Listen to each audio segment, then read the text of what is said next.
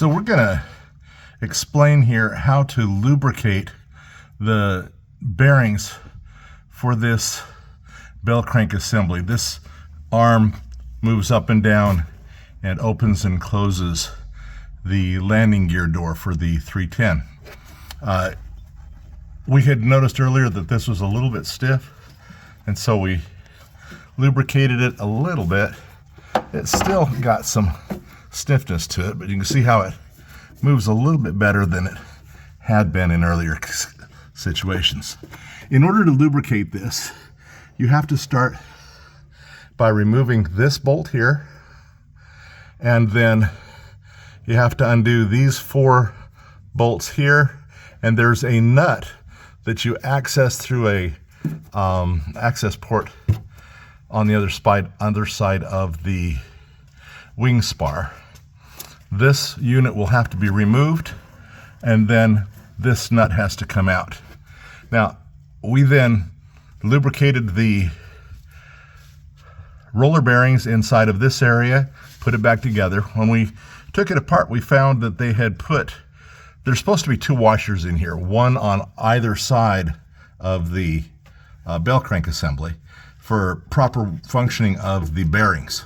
For some reason, they had only put the washers on this side by the spar on both of the 2 bell crank assemblies.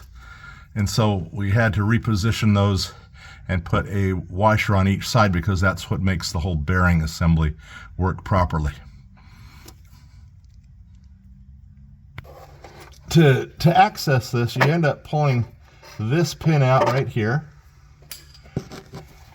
and then you slide this out, and you'll see right back here we have a washer on this side and one on this side. They're held in place with a little bit of this aeroshell grease. It's a mil-spec PRF 23827C as in Charlie. It's a type 2 grease. Can't remember what else it was called, but we took a little bit of this grease, put it on either side of the washers to hold it in place. Now, inside of this is a bearing assembly. A roller bar here with roller bearings inside. So what we did is we came in and we pushed the grease into those bearings using the flat end of the screwdriver to push it right where we wanted. Okay. We also pushed it through and put it on the roller bearings in the back there also. This then slid right into place. Then you need to slide these 2 together. Remember, there's a washer in here. We made sure that this washer stayed put by putting that just in position like that. See how that knocked it loose? So I put a little bit of the grease in place here. I'm holding this washer in place as I come up and make sure that this lines up just right so that I can get it right where I want it. In an ideal world, you just slide this right into place, and I'm pulling it towards me here. And then I've caught inside that groove.